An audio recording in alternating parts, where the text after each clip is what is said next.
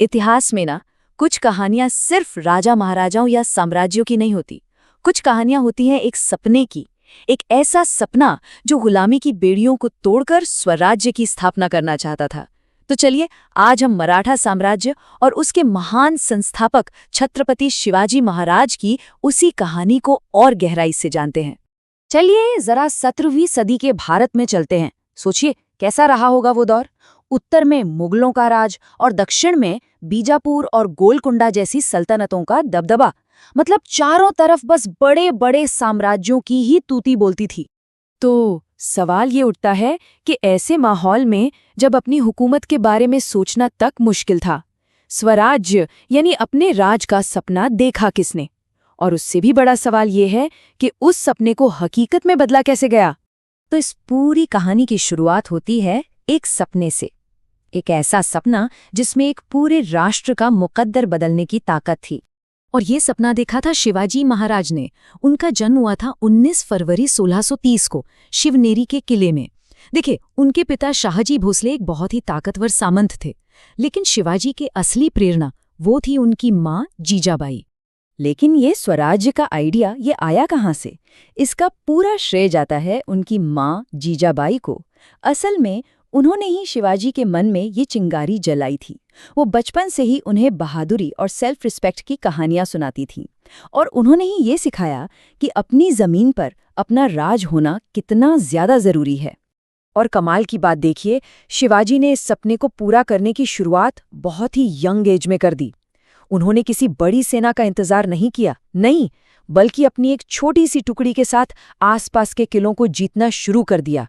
तोरणा, राजगढ़, पुरंदर, एक एक करके हर किला स्वराज्य की उस इमारत में एक एक ईंट की तरह जुड़ता चला गया।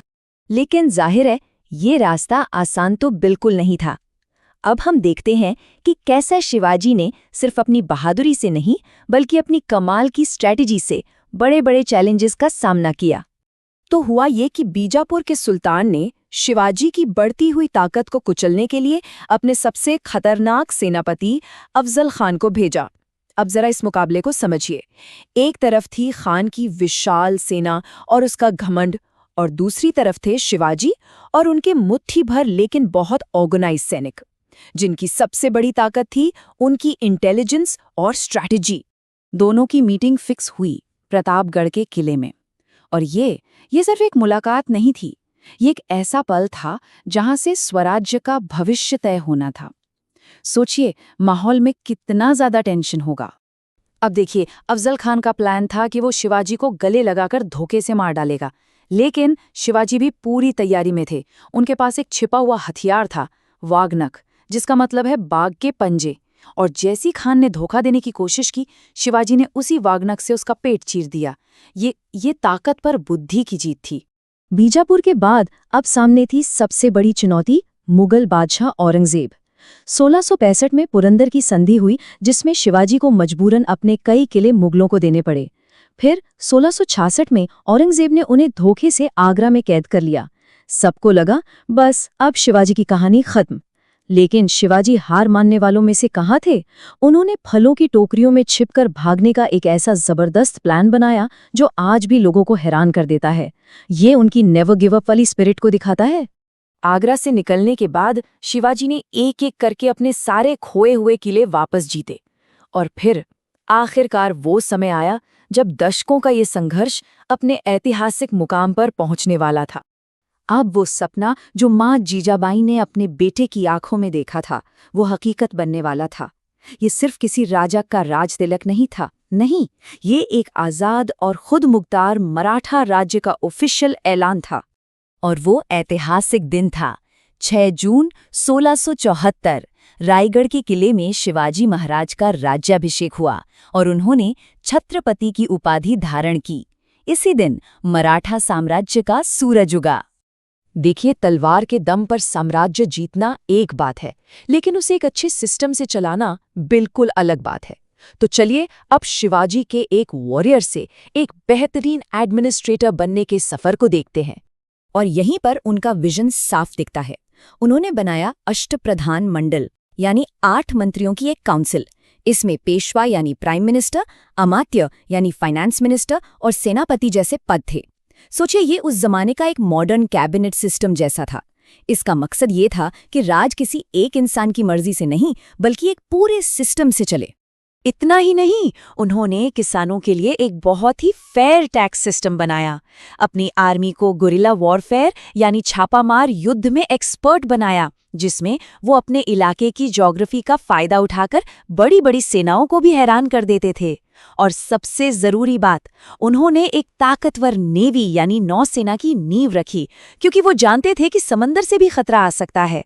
साल 1680 में शिवाजी महाराज का देहांत हो गया, लेकिन क्या उनके जाने के साथ ही उनका देखा हुआ सपना भी खत्म हो गया?